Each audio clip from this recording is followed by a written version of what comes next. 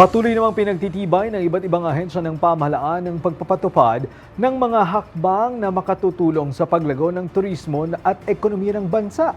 Gayon din ang pagbibigay ng mas maraming oportunidad para sa ating mga magsasaka. Si Sofia Potenciano sa detalye.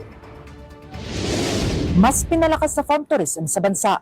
Ito ang isa sa mga prioridad ng Department of Tourism, Department of Agriculture at Department of Trade and Industry sa paglulunsad ng Farm Tourism Strategic Action Plan 2026 to 2031. Layon ng roadmap na isulong ang sustainable tourism, bigyan ng mas malaking pagkakataon ng mga magsasakang Pilipino at may posisyon ng Pilipinas bilang isa sa mga leading destinations para sa farm at gastronomy tourism sa Asia.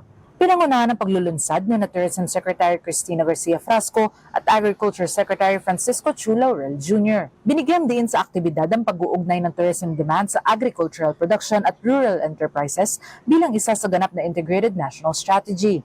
Nakabatay ang inisyatibang ito sa Republic Act No. 10816 o ang Farm Tourism Act of 2016. Sa ilalim ng FTSAP, palalawakin ang accreditation system, isasama ang mga farm tourism sites sa mga structured tourism circuits at paiigtingin ang infrastructure, market access at enterprise development. Lain nitong mapalakas ang kita, makalikha ng trabaho at matiyak ang pangmatagalang kabuhayan sa mga komunidad.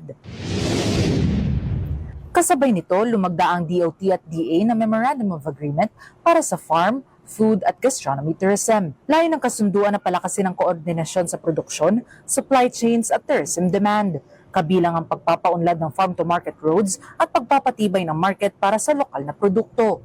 Ayon kay Secretary Frasco, malaki ang papel ng pag-uugnay ng turismo at agrikultura sa pagpapaunlad ng rural economy, lalo't inaasahang lalago ang global agritourism market.